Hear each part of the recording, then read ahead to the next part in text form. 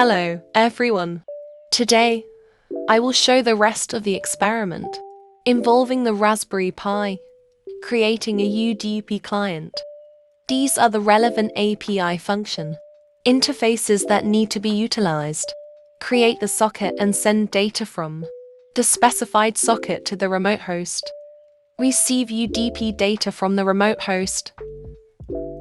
Close the socket, and so on. Additionally, debugging the program requires the use of TCP, UDP socket debugging tools. This is the process of creating the client. Access VS Code to review the relevant code.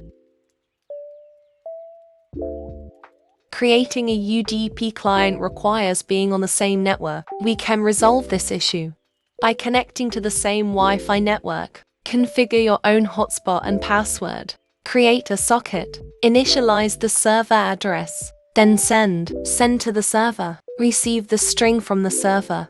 Finally, close the socket.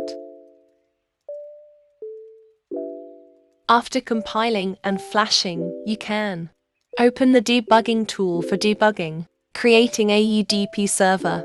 Set the port to 8888. Use a serial debugging tool to check if the connection is successful.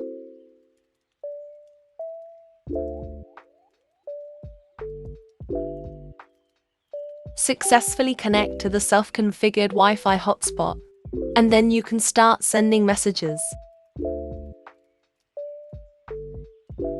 Successful transmission. Finally, let's take a look at the flowchart of the code to understand the approach of this experiment. That's all for today.